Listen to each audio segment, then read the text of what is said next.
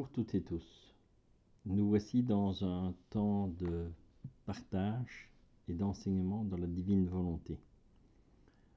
Aujourd'hui, en particulier, je vais vous parler du dessin que vous voyez derrière moi, qui a été demandé par Jésus. Donc, nous allons un peu développer tout ce qui se trouve sur le dessin. Mais avant cela, mettons-nous bien sûr sous la protection de la Bienheureuse Vierge Marie, afin qu'elle puisse nous guider sur le chemin de la divine volonté. Au nom du Père, et du Fils, et du Saint-Esprit. Je te salue Marie, pleine de grâce, le Seigneur est avec toi. Tu es bénie entre toutes les femmes, et Jésus, le fruit de ton cœur immaculé, est béni. Sainte Marie, Mère de Dieu, prie pour nous pauvres pécheurs, maintenant et à l'heure de notre mort. Marie, je te demande la grâce d'ouvrir notre cœur, afin que nous puissions recevoir toutes les grâces dont nous avons besoin en ce temps de partage. Je te demande aussi la grâce d'ouvrir le cœur de chaque personne qui regardera cet enseignement. Conduis-nous, Marie, sur le chemin de la divine volonté, toi qui l'as fait toute ta vie. Je t'en remercie, Marie. Amen. Au nom du Père, et du Fils, et du Saint-Esprit. Voilà. Donc aujourd'hui, je fais cette petite vidéo pour un peu expliquer l'histoire du tableau que vous voyez derrière moi. Après que j'avais terminé la retraite chez le père Dominique Duthène et que j'ai donné le témoignage d'une vision, que vous pouvez d'ailleurs trouver sur la chaîne, où vous avez toute l'explication de ce dessin aussi. Quand je suis parti de la retraite du père Dominique Duthène, quelques jours après, Jésus est venu chez moi et m'a dit « Il faut que tu fasses un tableau de la vision que tu viens d'avoir. » J'ai dit « Et je fais comment ?» Alors il me dit « Tu vas chez telle personne et tu demandes à la personne de te dessiner le tableau. » Il dit « Je te donnerai les directives. » Et voilà. Et moi j'ai dit « Seigneur, tu sais que la personne à qui tu me demandes d'aller demander ce tableau n'est pas une personne croyante. » « Oui, oui, il dit « Ne t'inquiète pas. » Je dis « D'accord, Seigneur, pas de souci. » J'arrive chez la personne et je dis « Voilà, je voudrais te demander un petit service. Est-ce que tu pourrais me faire un tableau ?» Et la personne me dit « Oui, Richard, bien sûr, avec grand plaisir. Et qu'est-ce que tu désires comme tableau ?» Je dis ben, « C'est un tableau un peu particulier. Il faudrait que tu dessines une vision que j'ai eue. » Et tu me dis « Ça va être un peu compliqué, hein, parce que je n'ai aucune idée de ce que c'est. Et voilà quoi. Donc, je ne sais pas tellement t'aider. » Je dis « Écoute, je vais te donner les éléments. Et après, à toi à voir comment tu peux faire le dessin. » D'accord, elle me dit, je vais essayer. Donc, je lui donne certaines directives en disant, voilà, il faut ça, ça, ça. Elle me dit, d'accord, pas de souci. Puis elle me dit, pourquoi est-ce que tu as besoin de ça? Bon, je dis, quand tu as le temps, je dis, il n'y a pas de souci, de préférence demain. Puis elle me dit, mais Richard, c'est pas possible. Je dis, mais non, je rigole, bien sûr. Je l'ai besoin dans 2 heures. Et puis il dit, mais non, allez, sérieusement. Je dis, mais je sais pas, ça prendra le temps qu'il faudra. Va à ton aise et le Seigneur, de toute façon, il sait bien ce qu'il décide. Donc la personne me dit, écoute, parce que ça va mettre un peu de temps, vu que j'ai des petits-enfants, que je dois m'occuper, que j'ai ça, ça, ça à faire. Je dis, oui, oui, pas de souci, à ton aise. Alors, me dit, ça va, pas de souci. Hop. Donc voilà, j'ai demandé à la personne et tout se passe comme le Seigneur m'avait dit, qu'il n'allait pas y avoir de refus, rien du tout. Pendant quelques jours, je vais bien sûr tout le temps à la messe avant que je prenne mon travail. Et le Seigneur m'avait prévenu, il a dit, tu vas bientôt perdre ton emploi. Je dis, oui, oui, Seigneur. Mais je prenais vraiment ça à la rigolade, quoi. Donc, qu'est-ce que je fais? Avant d'aller travailler, bien sûr, je vais à la messe. Et après, je pars à mon travail. Et donc, ça commence comme ça pendant une semaine. Une semaine après, il y a... Au moment où je reçois la Sainte Eucharistie, il y a Jésus qui vient chez moi et me dit « Écoute, il faut que tu appelles la personne qui dessine pour lui dire que tel problème, c'est ça la solution et ce problème-là, c'est l'autre solution. Donc, en partant d'ici, il dit appelle la personne. Et il dit rassure-la aussi en disant que j'ai envoyé 3 anges qui sont auprès de elle et le tableau va être protégé. Et le Seigneur me montre en fait les 3 anges qui sont partis et qui sont arrivés auprès de la personne et autour du tableau. Je téléphone donc comme le Seigneur me l'avait demandé et je lui dis écoute, je voudrais te demander deux, trois petits renseignements. Il me dit ah ça tombe bien parce que j'ai juste 2 petits problèmes. Je dis oui et les solutions c'est ça et c'est ça. Et la personne me dit mais comment tu le sais? Je dis ben parce que Jésus est venu me le dire à la Sainte Messe. Voilà que tu avais tel problème et tel problème et ben voilà donc maintenant tu as les solutions. Et je dis, ne t'inquiète pas parce qu'il y a aussi des personnes qui sont à côté de... Il y a des anges qui sont venus auprès de toi et qui vont protéger le tableau. Puis il dit, ah, il dit, parce elle dit, je sais pas comment ça se fait. Il dit, mais maintenant, je sens comme ça, un peu avant que tu m'appelles, je sentais une paix comme ça, il dit, je trouve ça incroyable. Il dit, parce que j'ai jamais eu cette sensation. Il dit, c'était vraiment quelque chose de particulier. Je dis, mais oui, ne t'inquiète pas, les anges du Seigneur sont auprès de toi, ils vont protéger le dessin. Euh, D'accord, il dit, la conversation se termine comme ça. Ce que je n'avais pas dit non plus, c'est que quand j'ai été demandé à la personne pour faire le tableau, j'ai dit, écoute, comme c'est un tableau particulier qui est demandé vraiment par Jésus, il faut que tu emploies le meilleur matériel qu'il y ait.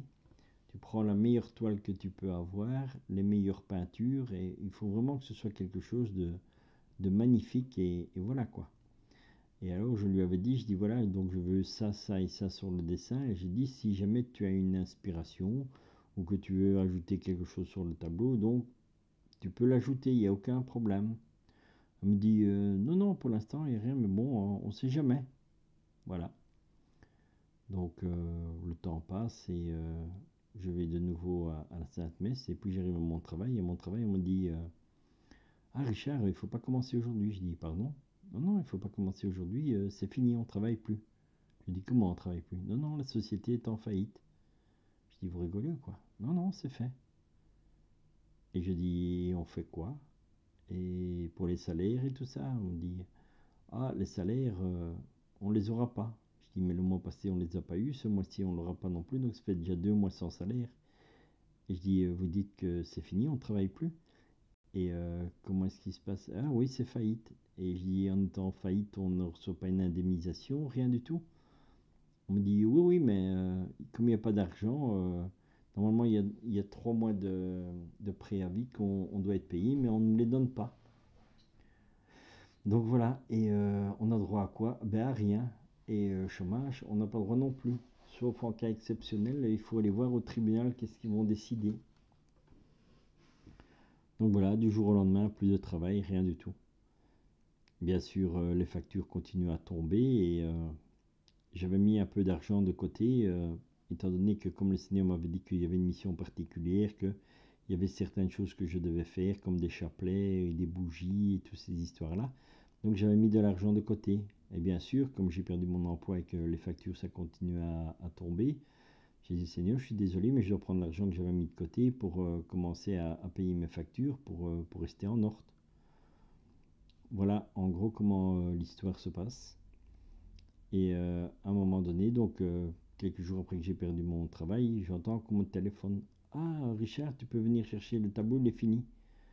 Je dis d'accord, et puis à un moment, je dis mince, alors maintenant j'ai plus d'argent de côté. Comment est-ce que je vais faire pour payer le tableau, vu que j'ai demandé ça, ça et ça? Alors, la personne, bien sûr, quand j'arrive chez elle, me dit regarde le tableau. Quand je vois le tableau, je dis un tableau magnifique. Il me dit, la seule chose que j'ai fait, il dit, parce que je sentais quand même quelque chose de particulier, c'est les rayons que tu vois que j'ai mis au-dessus, comme tu m'avais dit que c'était avec la lumière de Dieu le Père. Elle dit, j'ai représenté cette lumière par des rayons de soleil en fait. Je dis bien, c'est parfait, donc il n'y a aucun souci avec ça, ni quoi que ce soit. Voilà, donc elle me montre le tableau avec les inscriptions et toutes ces histoires-là que donc il avait été demandé.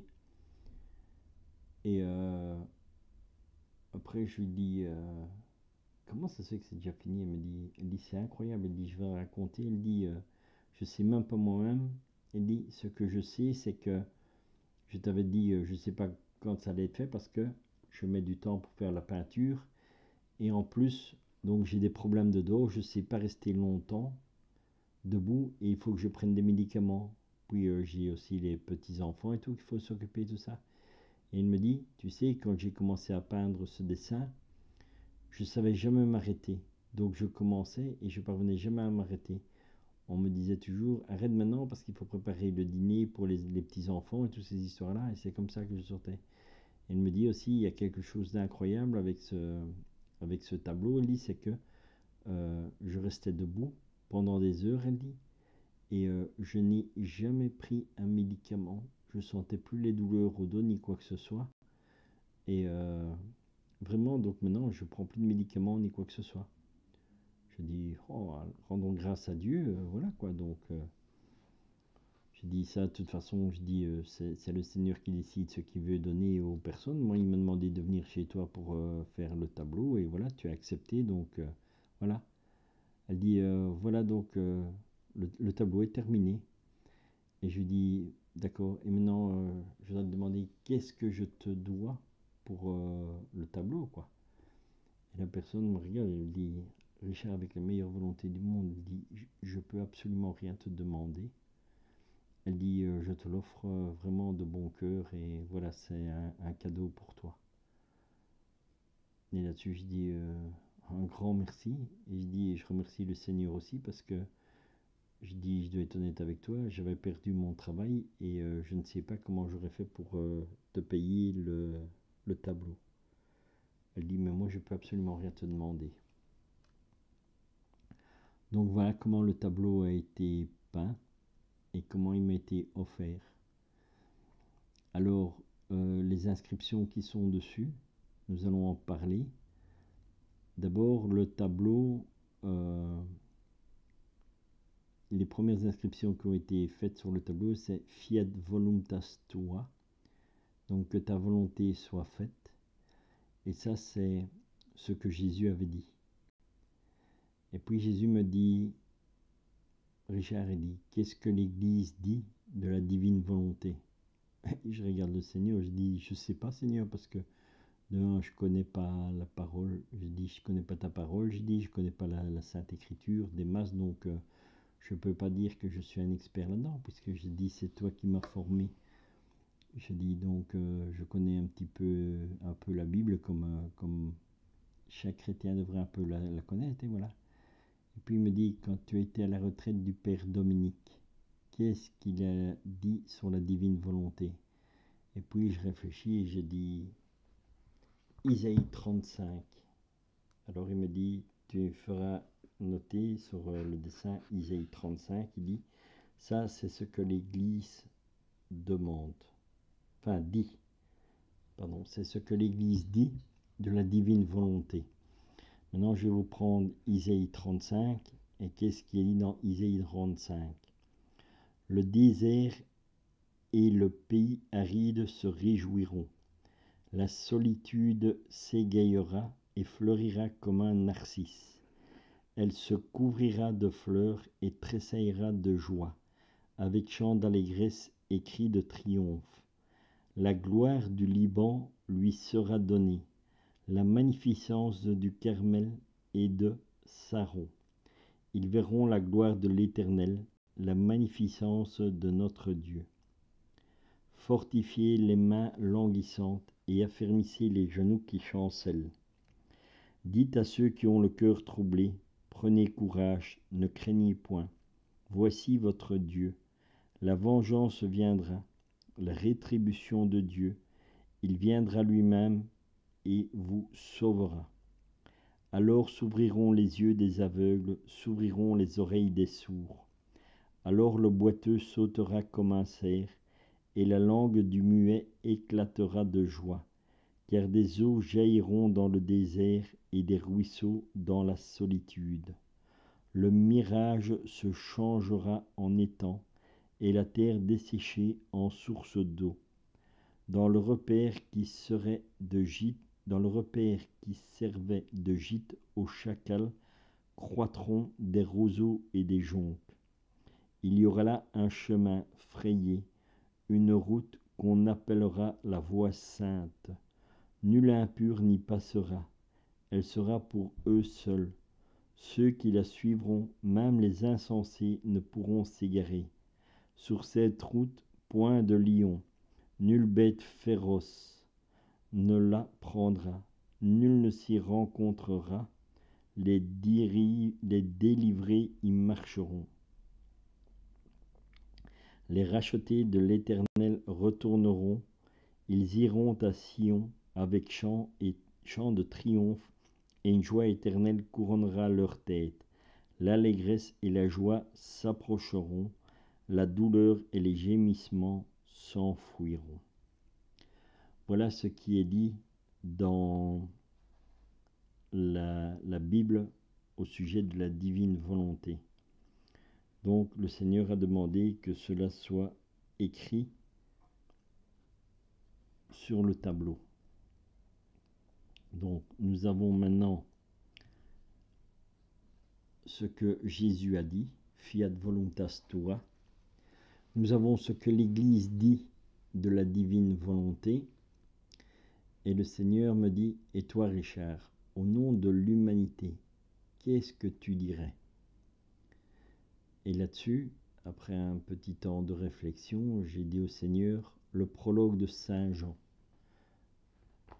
1, 18.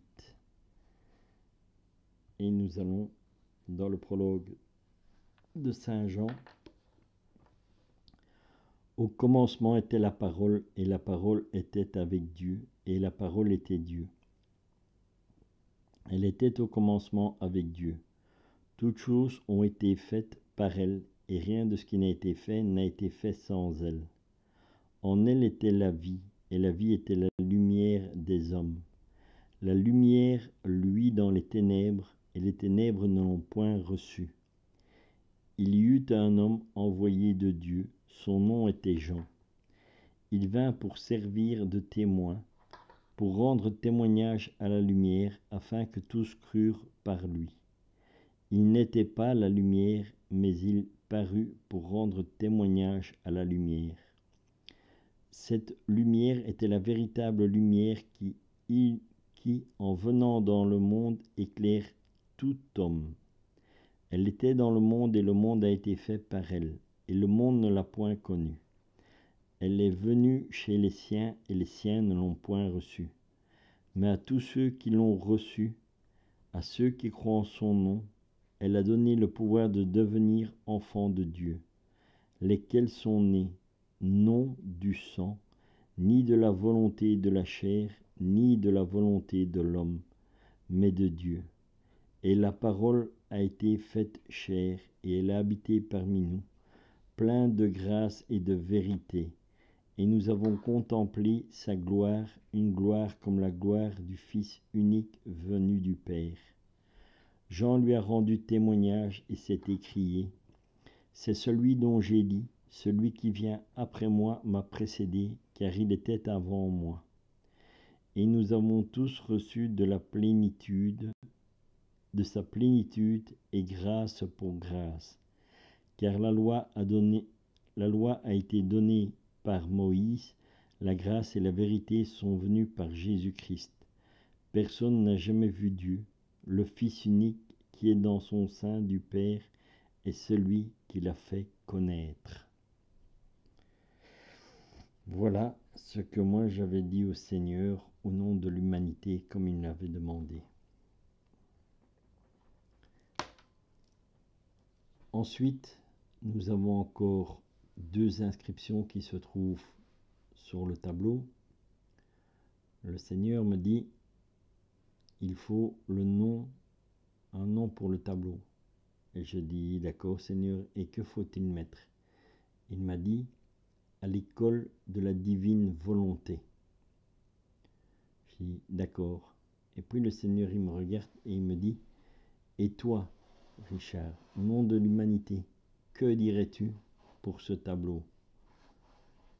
Et je pris de nouveau un temps de réflexion et je dis, au nom de l'humanité, je suis le chemin, la vérité et la vie.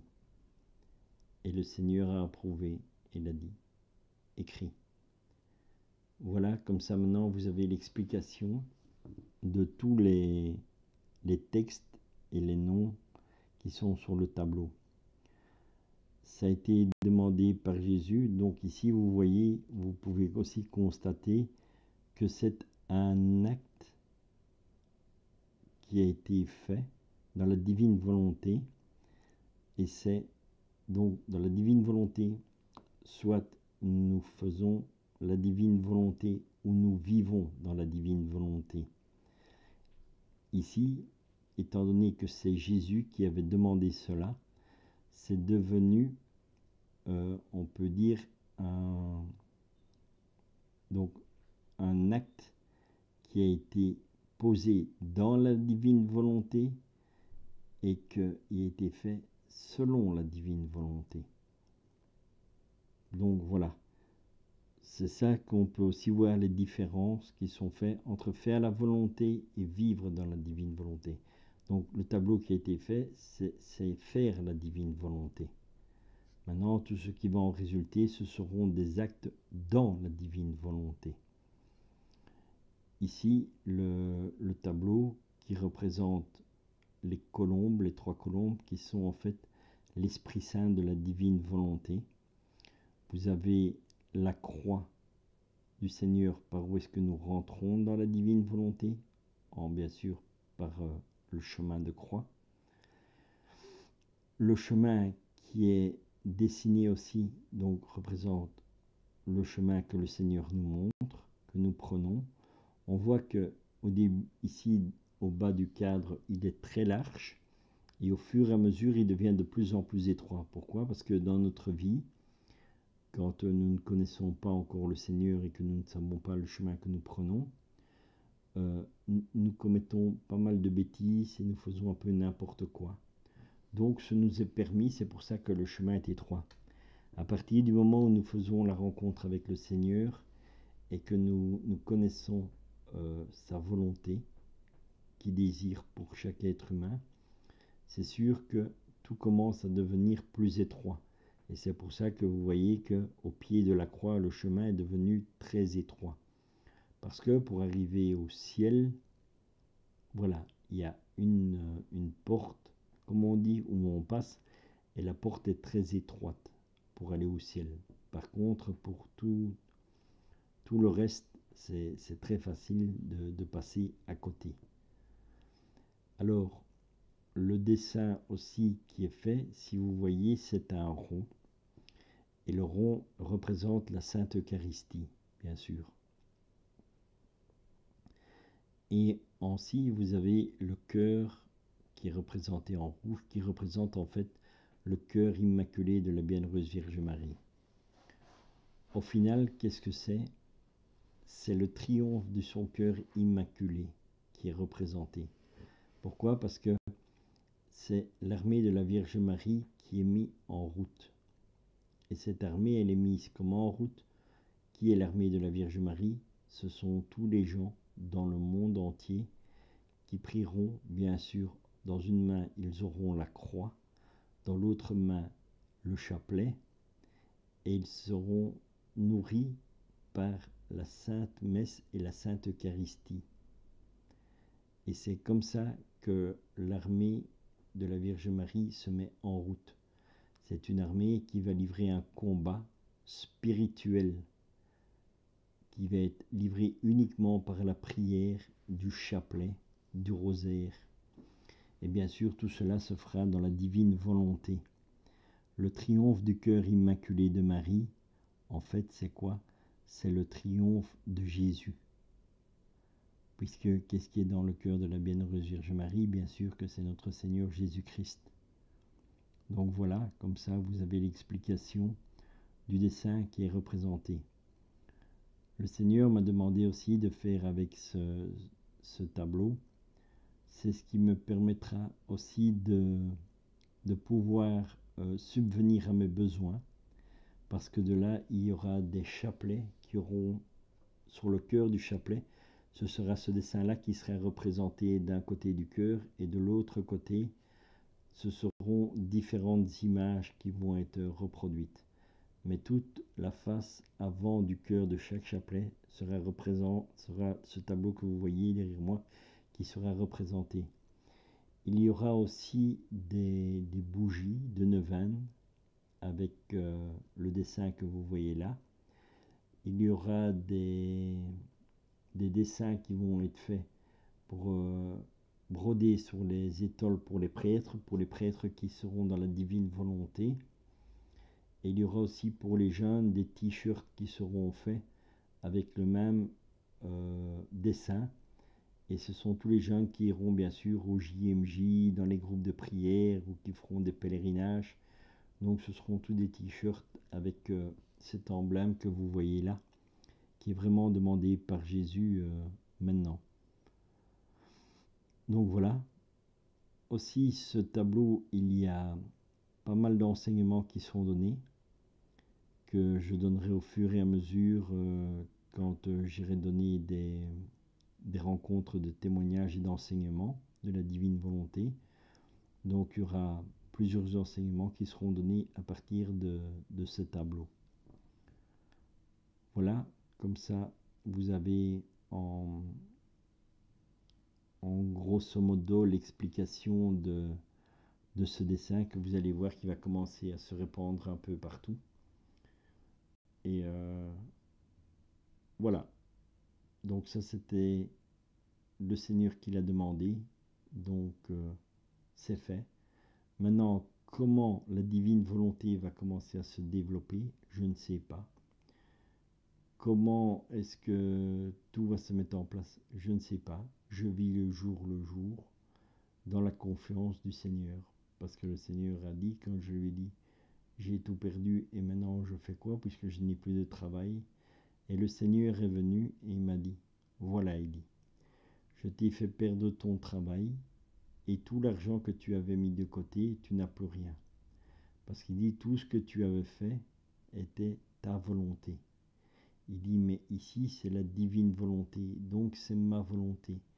Et pour que ce soit ma volonté qui s'accomplisse, il faut que je t'enlève tous tes moyens financiers à toi et que je te les procure moi. Et comment ils te seront procurés? Il dit, il y a des gens que, en entendant les enseignements et les partages que j'irai faire un peu partout, il dit, il y a des personnes toute personne aura son cœur touché par la divine volonté.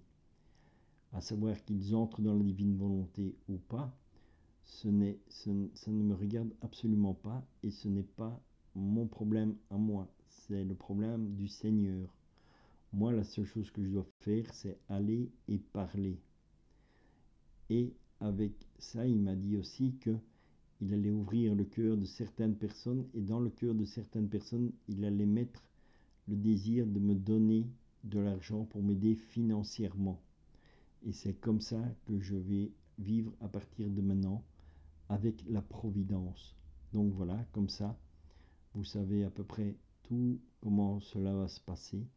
Donc je ne sais pas, on avance chaque jour, pas à pas, un jour après l'autre, et voilà. La seule chose que je peux vous dire, c'est que comme je n'avais plus d'argent ni quoi que ce soit, je ne savais pas comment ça allait arriver. Et d'après les vidéos que j'avais fait un peu partout et qu'il y a eu des témoignages, il y a des gens qui m'ont dit, nous allons t'aider financièrement. Et j'ai reçu des dons pour pouvoir faire les chapelets, pour pouvoir faire les bougies, pour pouvoir faire les écussons. Donc tout cela est en train de se mettre en place à son rythme, selon la volonté de notre Seigneur. Donc juste pour vous dire et vous témoigner que tout ce qui arrive vient vraiment de la divine volonté.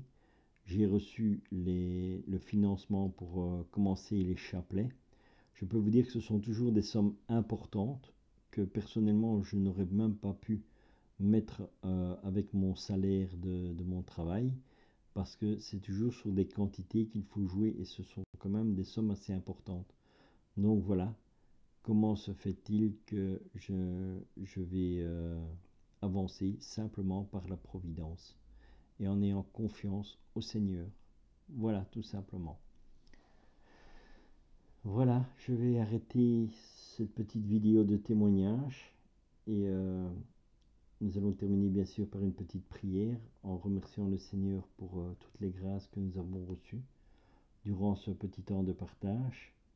Ce que je vais aussi continuer à faire, ce seront des vidéos où je vais faire plus des thèmes de vidéos un peu plus courtes, dans le sens où on prendra un petit enseignement ou deux de Luisa Picaretta et nous les développerons, nous aurons une petite réflexion dessus et comme ça va aider les personnes aussi un peu à avancer dans la divine volonté. Alors pourquoi aussi le Seigneur a dit le nom du cadre, c'est à l'école de la divine volonté, parce que c'est une école, on est à l'école du Seigneur. Donc c'est pas la peine de me dire Richard, tu es un enseignant de l'école de la divine volonté, tu en es le directeur ou ainsi de suite. Donc j'ai été très clair avec ça. J'ai déjà posté sur les réseaux sociaux les groupes qui ont été faits en expliquant bien que je suis une personne comme chacun d'entre vous. Je vais à l'école et je suis les cours. Les professeurs, c'est Jésus, la Bienheureuse Vierge Marie, Luisa Picaretta, Dieu le Père Tout-Puissant, on est le directeur. Donc voilà, comme ça, vous savez qui s'occupe de l'école de la divine volonté. Et nous sommes des élèves et nous apprenons, nous prenons le chemin pour essayer d'arriver le jour où nous allons mourir, d'être sur le bon chemin pour arriver au ciel. La divine volonté commence en fait ici sur la terre, mais continuera dans l'au-delà.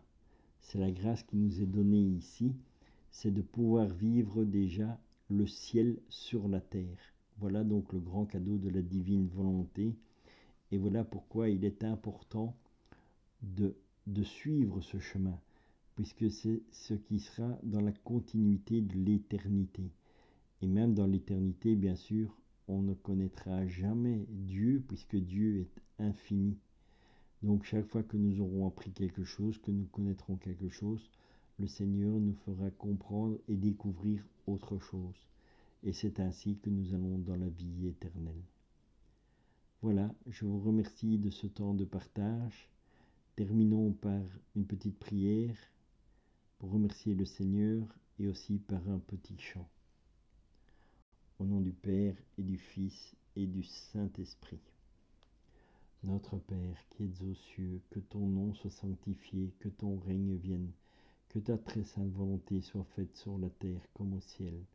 Donne-nous aujourd'hui notre pain de ce jour. Pardonne-nous nos offenses, Seigneur, comme nous pardonnons à ceux qui nous ont offensés. Et ne nous laisse pas entrer en tentation, mais délivre-nous du malin. Seigneur, je te rends grâce et je te remercie pour toutes les grâces que nous avons reçues pendant ce temps de partage et d'enseignement dans la divine volonté.